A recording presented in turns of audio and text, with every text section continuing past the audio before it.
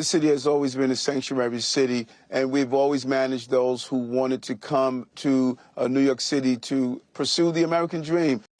Because of the storm, the city's decided to evacuate the migrant shelter at Floyd Bennett Field. They've been temporarily relocated to Madison High School in Sheepshead Bay. A spokesperson for City Hall telling Fox 5 that due to an updated forecast, including the high winds tonight, this relocation is what they're calling a proactive measure being taken out of an abundance of caution to ensure the safety and well-being of individuals working and living at the center. Now, we are talking about almost 2,000 migrants who will have to evacuate the field. The migrants were supposed to arrive at the high school after school programs concluded for the day, but that has not been the case. We saw migrants and their families going into the building way before children were dismissed. One parent telling us off camera that their child's practice was canceled because of this. We're told the migrants have now left the high school here behind me. They were hustled out of the building at around 4 o'clock this morning before all of the cameras could arrive here.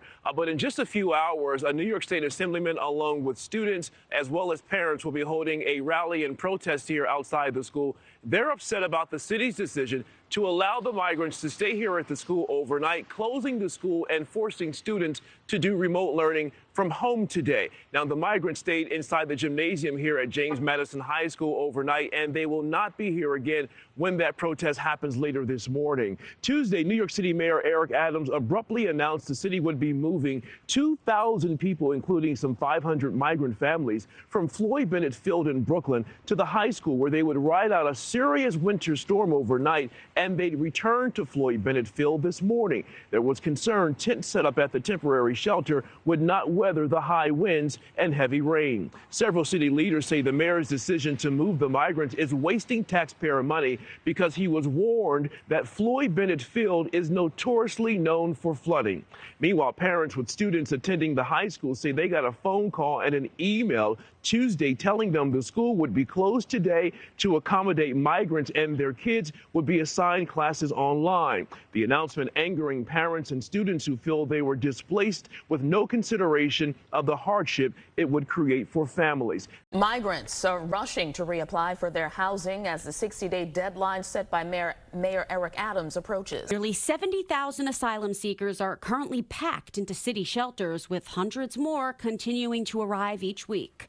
And now scores of families are in jeopardy of losing their emergency housing arrangements because their 60-day shelter limit is set to expire tomorrow. This is a strange environment. More than 162,000 migrants have passed through the city since spring of 2022. In October, Mayor Adams imposed limits on shelter stays, 30 days for single adults and 60 days for families. According to the New York Post, the city just issued 4,300 notices to migrants with children, warning them that they'll need to reapply for shelter. But new arrivals are given priority, and those who don't get a spot will have to wait for space to open up, sparking fears of uncertainty.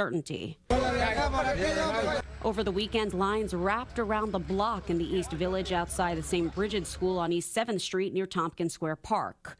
The former Catholic school now serves as a shelter re-entry facility for migrants without children. There are literally hundreds every day lined up around the block, all the way to the next block and around the corner. But tensions flared after one person tried to cut the line and a fight broke out. 2 NYPD officers were injured in the melee, and 2 migrants are now facing charges, including resisting arrest. Safety concerns tonight for migrants after a man was stabbed to death at the migrant shelter on Randall's Island, and 2 other migrants were arrested in a separate incident. The NYPD responded to a 911 call just after 7:30 Saturday evening. Police say a man in his 20s was stabbed in the chest. He was taken to a hospital where he died. A male suspect is in police custody. Investigators say it started with a dispute inside the cafeteria at the shelter. Mayor Adams recently commented about migrants committing crimes in the city. You place a person in an environment where they can't work, can't provide for themselves, they have to just sit around all day. That's not a good scenario. According to officials, more than 160,000 migrants have come to New York City since last spring. As the surge continues with no end in sight, the question is, will these incidents be on the rise? Have you considered a push to reverse sanctuary status? I'm sorry? Have you considered a push to reverse sanctuary status, or do you believe in the tenets of that? Sanctuary city status? No, because this is not the case here. These people are paroled into the city. They don't fall under sanctuary city status.